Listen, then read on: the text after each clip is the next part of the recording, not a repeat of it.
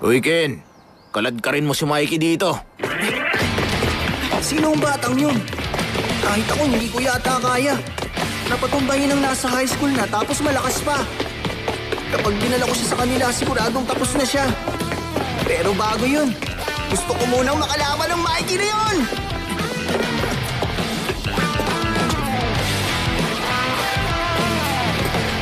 Hoy! Taga 7th Elementary ka? Oo, doon nga. Hinahanap ko kasi si Mikey ngayon. Alam mo ba kung nasan siya? Nakita ko lang siya kanina. Oh. Ah, Mikey!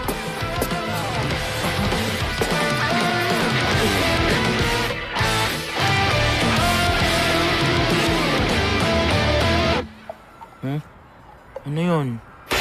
Iba siya sa na-imagine ko! Ang akala ko, mas matangkad at mas macho siya kaysa sa akin. Ang liit pala niya. Batang-bata pa talaga siya. Papalapit na siya. Paano? Lalabanan ko ba? Uy, marami ang halos pareho sa 48 na posisyon, hindi ba?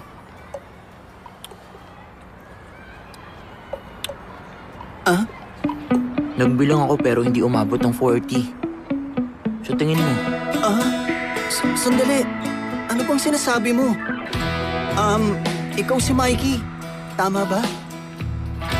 naku mo, bakit? Yung mga kakilala kong nasa middle school, pinapasundukan nila sa akin. Pero, walang pilitan. Okay lang. Ha? Ikaw ang nagsundo sa akin kaya walang problema. Ibababa ko lang ang gamit ko sa school.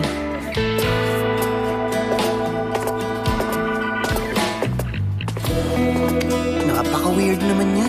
Hindi ko alam ang gagawin. Lagot ang batang to. Siguradong tapos na agad siya sa kanila.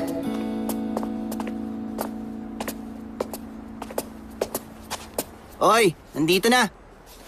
Uy, kasama ko yung bata. Siya ang kilalang si Mikey. Nung oras na yun, tumakbo't dumiretso agad si Mikey sa Samayama. Tapos tumalon. Oo.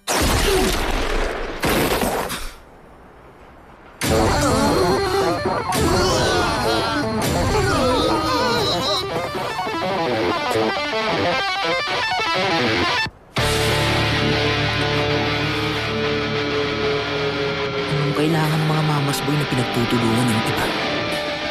Huwag niyo ako pinatawag.